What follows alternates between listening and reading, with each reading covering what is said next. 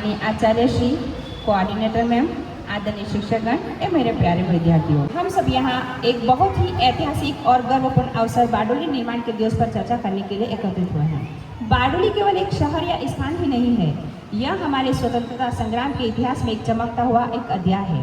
12 जून 1928 को सरदार वल्लभ भाई पटेल के नेतृत्व में बारडोली सत्याग्रह शुरू हुआ था, जिसमें किसानों ने ब्रिटिश सरकार के अत्याचारों और अन्यायपूर्ण करों के खिलाफ आवाज उठाई थी। यह आंदोलन पूरी तरह से अहिंसात्मक था।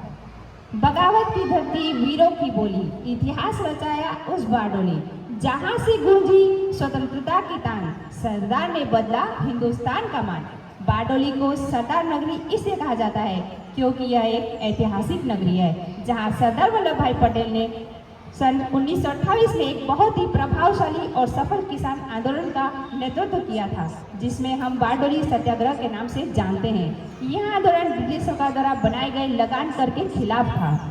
इस आंदोलन की सफलता के बाद ही सरदार वल्लभ भाई पटेल को सरदार की उपाधि दी गई। यही कारण है कि बारडोली को आदरपूर्वक सरदार नगरी कहा जाता है। हमारी बारडोली में स्वराज आश्रम, हमारे बारडोली का जो स्वराज आश्रम है उसका इतिहास है।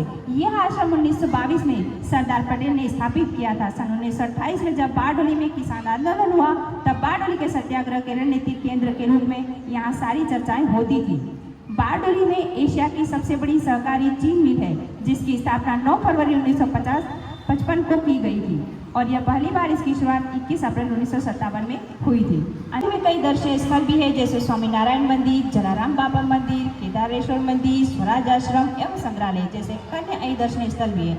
अंत में मैं केवल इतना ही कहना चाहूँगी अपनी बारडोली के लिए, माटी की खुशबू है बलिदान की कहानी, माटी की खुशबू में है बलिदान की कहानी।